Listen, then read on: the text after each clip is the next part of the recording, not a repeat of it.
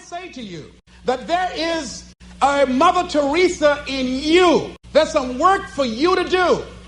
I say to you that there is a Nelson Mandela in you. That kind of commitment, that kind of spirit, that kind of personal power, that kind of vision of allowing yourself to be used by life is in you. That all of us came here to do something, to make a difference. And in a historical context, the world will never be the same again because you came this way. Anytime somebody asks me how I'm doing, I say I'm doing better than good and better than most, and sometimes even better than that. Let me tell you where I got that from. When I was involved in broadcasting, I used to have the first hour of my show as a disc jockey in Columbus, Ohio. I used to give an inspirational program. And there was a lady that used to call me by the name of Audrey Pelmore. Audrey worked at University Hospital. Audrey was an enthusiastic personality that everybody liked her.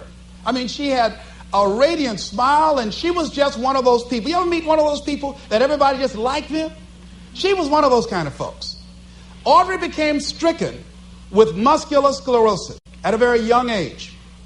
And after a while, she became confined to a wheelchair. She had children.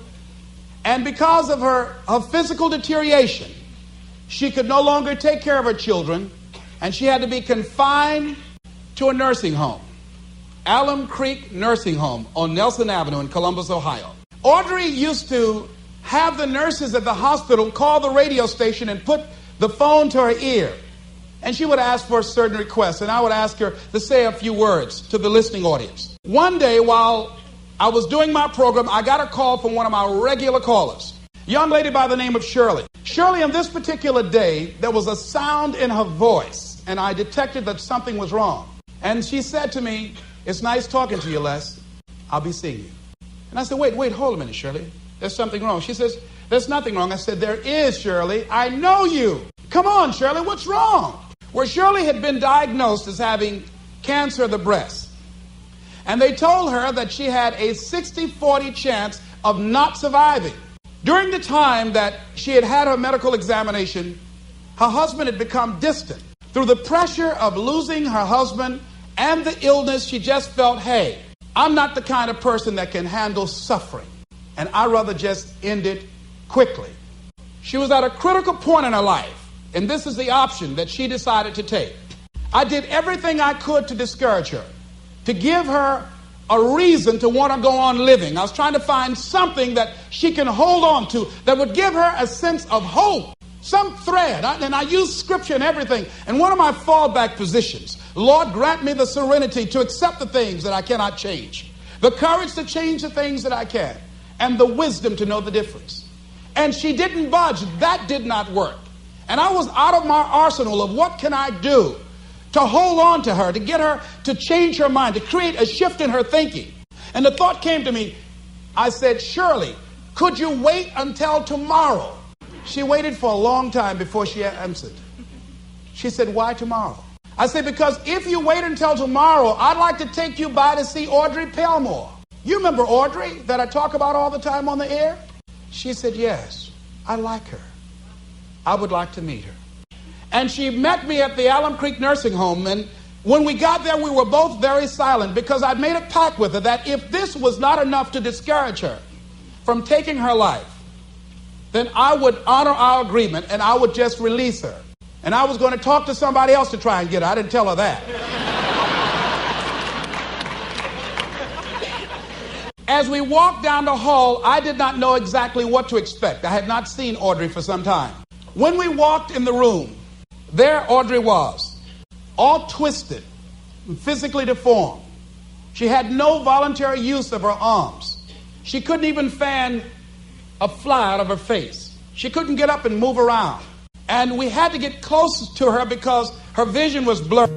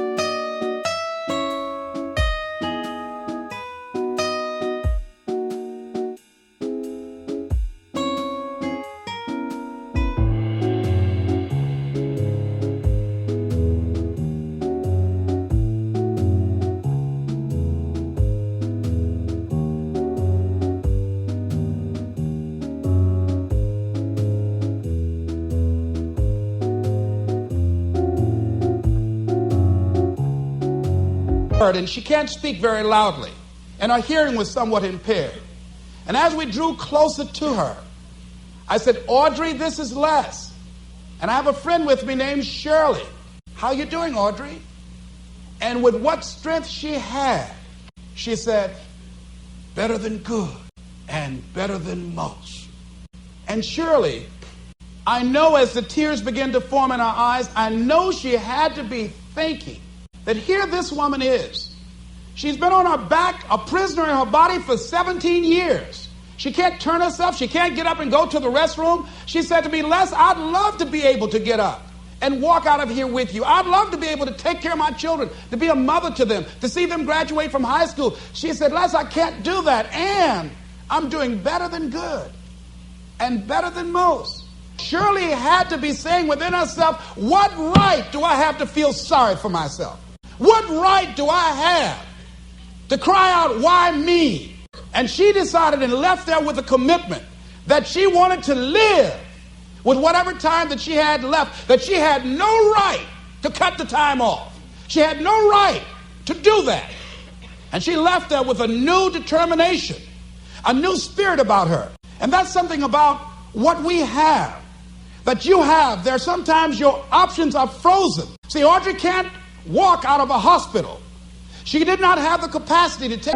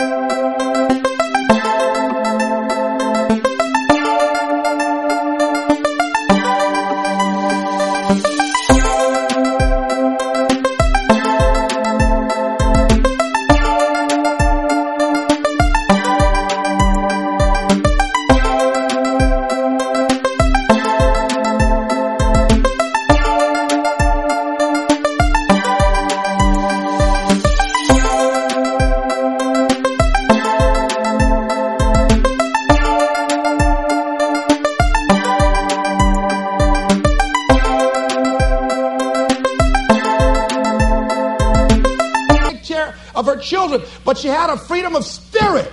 And that's what we have wherever we are, with whatever hand that life has dealt us. We have the freedom of spirit. We can go through life whining and weeping, or we can have the kind of spirit that people will say, hey, there's a blessing to be around that person. The staff at the hospital used to go in her room to be encouraged and inspired by her because she didn't feel sorry for herself. And she didn't go through life blaming everybody. I'm reminded of a young guy who was on a bus, a little young fellow, and some kids were picking at him, some bigger guys, and they kept on thumping him on the head and hiding their hands. And so he got tired of them doing that, and he stood up so he would not be around them, out of their reach. And they took him and said, sit down. They set him down. And he stood back up and said, I don't want to sit down. They said, sit down. Didn't we tell you? And they pushed him back down. I don't want to sit down. They said, sit down. And they held him down. And he looked at him. He said, you might hold me down, but I'm standing up inside myself. And what we have got to do is know that there's something about you. There's something about us. There's a power in you that regardless of what happens to you, you can stand up inside of yourself. I think that's what the poet meant when he says, out of the night that covers me, black as a pit from pole to pole, I thank whatever gods there may be for my unconquerable soul. You have an unconquerable